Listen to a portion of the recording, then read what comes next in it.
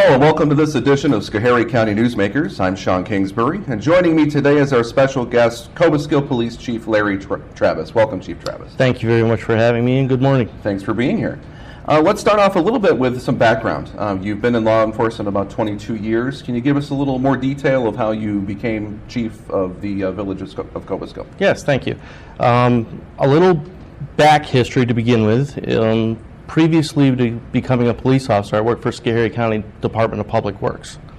I was there 10 and a half years, and at that time I was approached about being a police officer, so I became a part-time police officer first.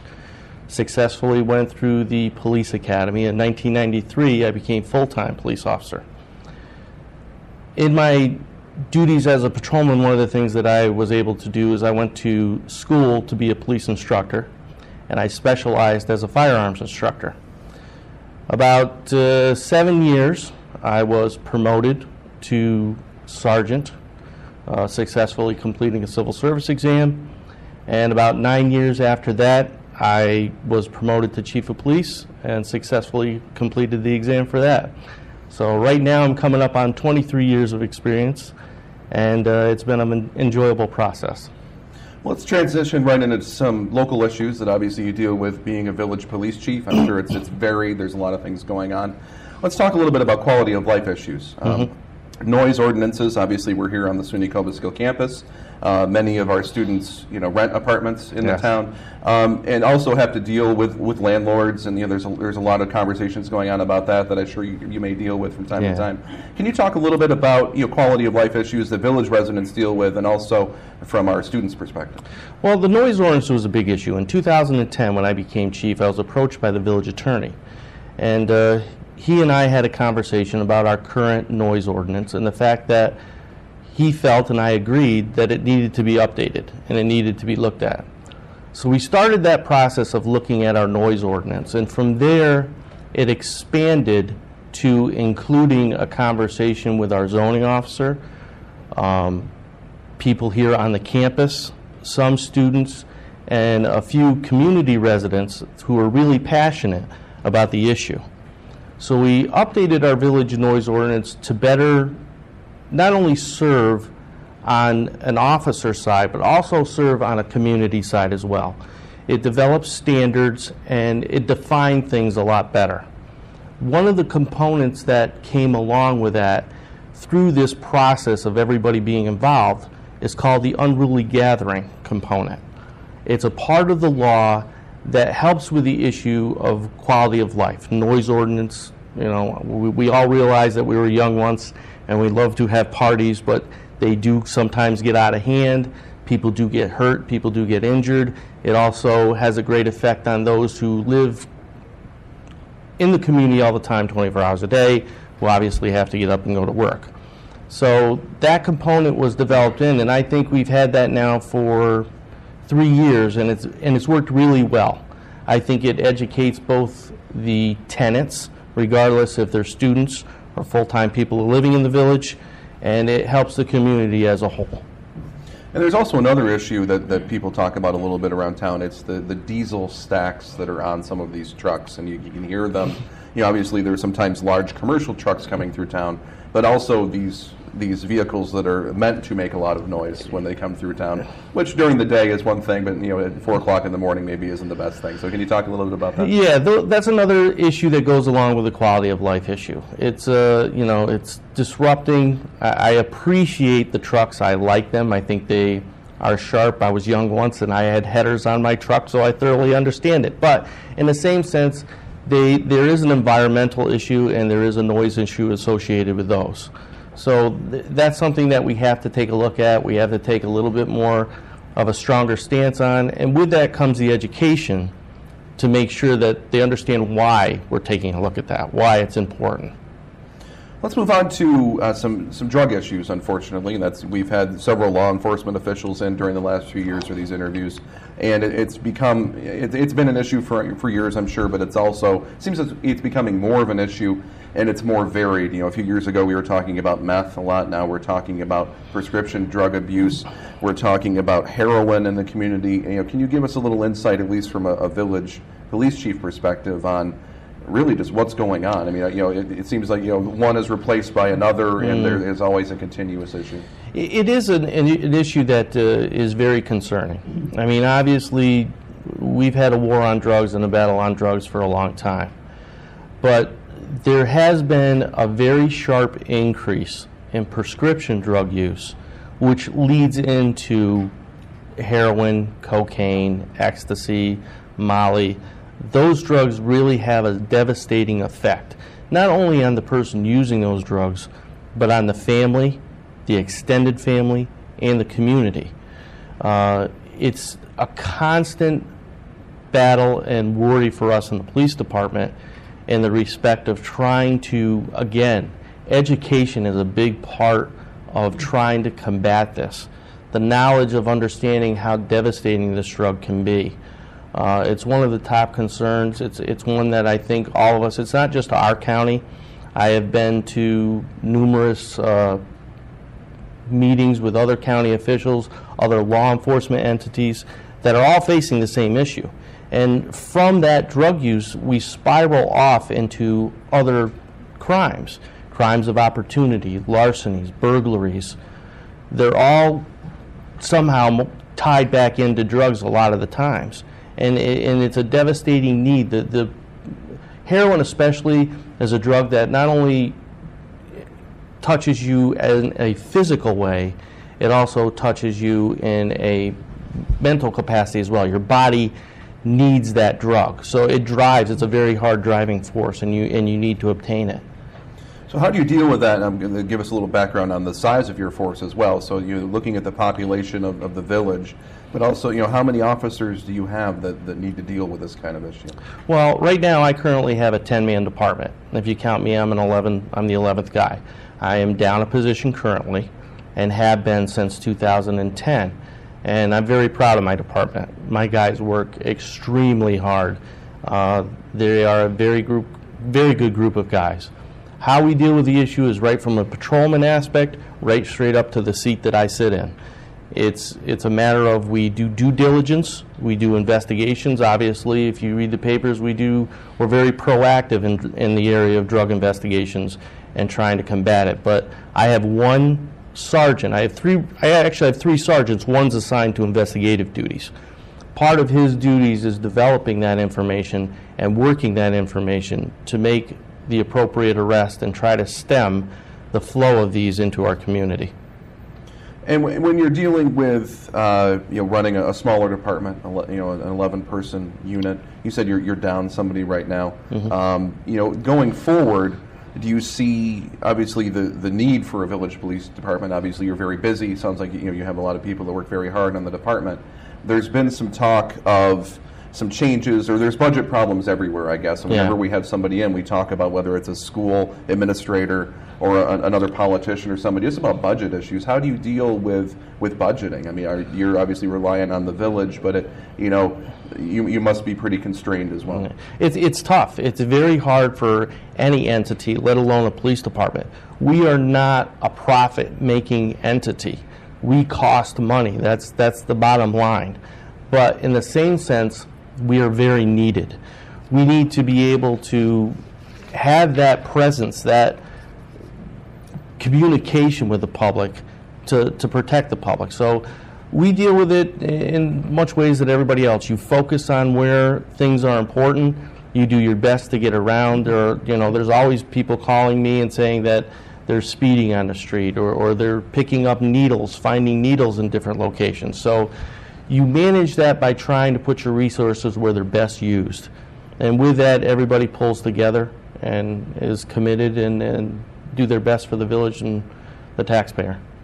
Another topic that we always bring up when we have a guest in is the flooding. Obviously, that affected the county in a huge way. It affected the village. Can you talk a little bit, at least from a village perspective, obviously being somebody that deals with emergencies, what happened with Irene and Lee a few years ago, at least from a village perspective? Here in the village, it was devastating to begin with. Here in the village during Irene, we didn't fare too bad. But when Lee came along, it's the first time in my 22 years that on West Main Street, I'm standing in water up to my calf. And it's the first time that you couldn't get out of the village or into the village. What I took away from Irene was that I was amazed at the resilience that we have as a county and our residents in our community. But obviously, I think we need to continue and better understand that I don't think we've seen the last of these types of storms. But I think that we always need to continue to educate and communicate with other entities like emergency management, like our highway departments, like our fire departments, our EMS. We all need to sit at the table. Training and education will always be something that you fall back on in an emergency that's going to be your best help. And let's transition to another large subject, especially with what you're doing right now. You're running for Schoharie County Sheriff. Yes. So you've been chief for quite a while. You've been in law enforcement almost 23 years. And there is a sheriff's race going on, and it's a three-way race. So it's in this size county. It's unusual. It's interesting that there are three people running. Two of the people running currently are in the sheriff's department. So you're coming at it from a different perspective, obviously. Still in law enforcement in the county, but not currently in the sheriff's department. So, first of all, why did you decide to run for sheriff? I felt that it was a natural progression. Being chief of police in a small area, my agency alone in 2012 had approximately 14,000 to 15,000 blotter entries. So I'm used to dealing with issues that hinder communities and those quality of life issues. So it was a natural progression for me to take my experience, my qualifications, and take them to a bigger scale where I think that I can do good. So that's one of the reasons why I decided to enter into the race. Because it is a three-way race, and your name's out there, and people are getting to know you. Maybe they don't know you as well in the whole county as they may know you in the village. Tell us a little bit, at least, how you differentiate yourself from either the current sheriff or the other candidate that's running. How do you see yourself differently from them? Well, obviously, with one candidate, it's the lack of supervision, the lack of administrative skills and experience and training in that area. As far as the other, I believe that we have different management styles. I am big in structure and accountability, and I think that not only helps your personnel as well as it helps management. Not knowing where the out-of-bounds lines are and knowing what is expected of you and being able to communicate through a chain of command down and have that communication come back up through the chain of command is a paramount in running a police department. So one of the issues that the current sheriff and the future sheriff will deal with is the jail. Obviously, it was flooded out. It was the emergency coordination center, whatever the term is. It was very important to the county, and it was devastated in the flood, and is still not operational. And there's a lot of obviously federal government with FEMA, and it's a huge money issue for the county, which obviously you would be dealing with. You get elected, and now it's on your plate that you have to deal with. What was actually a money-making enterprise for the county. It was at that point where that is an example of sometimes how law enforcement can at least help fund itself by taking prisoners from other counties and help support the jail that was here. And now the opposite is happening. Of course, a lot of prisoners have to be held elsewhere, which is costing money. So, just kind of give us a background of, a lot of it obviously is out of the control. It's in the federal government's hands. But give us kind of a background of how you would deal with that large issue that's affecting the sheriff's department. Well, to separate the two, there's a difference between law enforcement and the capacity of, we're road patrol. We investigate crimes, we issue tickets, we investigate accidents, as opposed to the correction end of what the sheriff does that I currently don't do. I spoke to the person who the county board has delegated to be in charge of the jail, and that would be Mr. Cherry, Bill Cherry. And I had a conversation with him, and based on his information and what he told me, when they went to reevaluate what had originally started as the process of maybe rebuilding the jail, they came across numbers that were greatly higher than what originally had been considered. So using FEMA's formula, you would now have to revisit that to say, wait a minute, you've missed a lot of points here.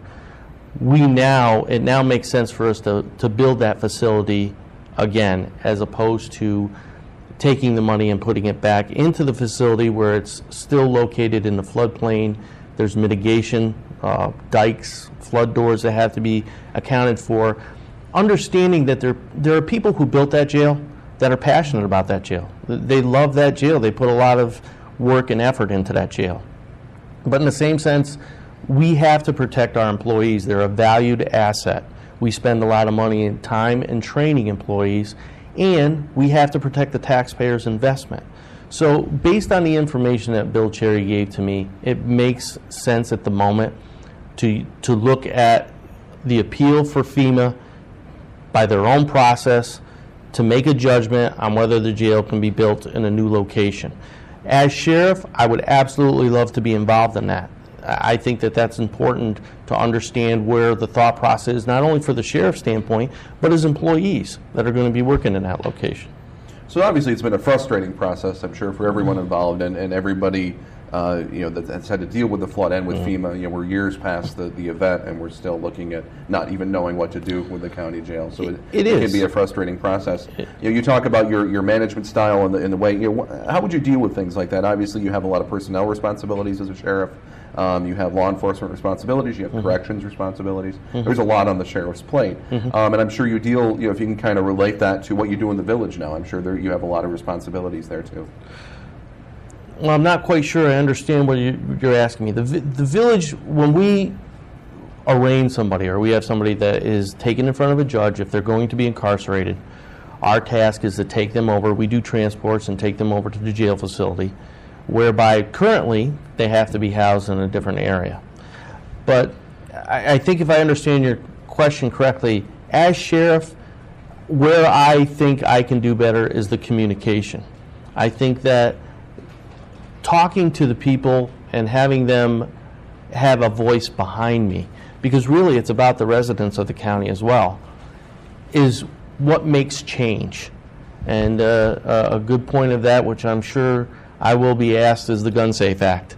I was going to get there. Yeah, I'm sure that you were. It's one of those things where you have to communicate. You have to have people sitting at a table and be able to not only have a conversation, but we have to move forward.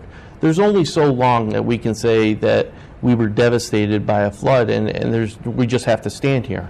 I believe that our community rose above and got themselves back up in shape. Residents were expected to do it. There are people trying to get their businesses back up and running, and I think it's the same with us on a county level. We need to have that conversation, but we need to take a step forward. Speaking of the SAFE Act, since you brought it up, our current sheriff and I believe 4 other county sheriffs, last I checked, in the state have come out and said that they are not going to enforce the SAFE Act. They're making a decision at their level, from the county sheriff level, that they're not going to enforce a law that was passed by the state, and have also filed a lawsuit to try to get it at least appealed or changed that fits more what they're looking for. Obviously, you're a public figure, you also may have personal opinions on it, but from, somebody who could be our future sheriff, how do you relate to that? How do you feel, should a county official be going in front of the press and saying that a law isn't going to be enforced? That would not be me. You kind of hit on one thing that the 5 sheriffs in the county are doing. They're taking it to the courts. That's the system. What I believe personally about the Gun Safe Act is different from me taking an oath as a police officer to uphold the laws of the state of New York. Now, with that said, we have a host of things that we look at as police officers. There's the culpabilities of intentionally, knowingly, recklessly, criminal negligence, which are in the criminal procedure law. There's the facts of the case. There's the evidence that is presented to you.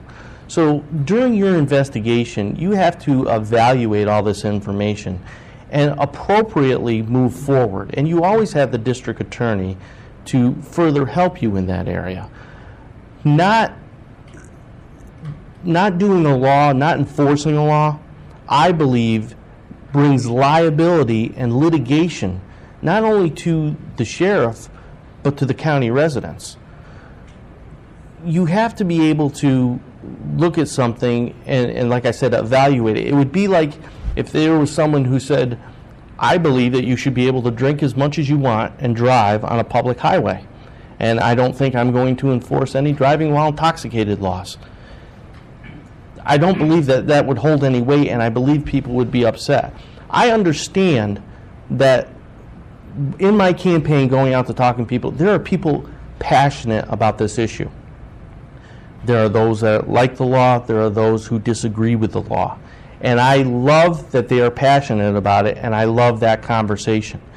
Moving it forward, it is the legislator and your legislators that affect change in law. We as police officers don't write laws, we don't make laws. Our job is to enforce them to the best of our ability. And that means sometimes that you don't enforce a law. If I come up with information that you've done something wrong, but I later come up with credible evidence and information that you didn't do that, I certainly wouldn't go forward and just say, I'm going to go ahead and arrest you. You have to take, it's a process. And until you get to the end of that process, you do due diligence, because that's what I took an oath to do.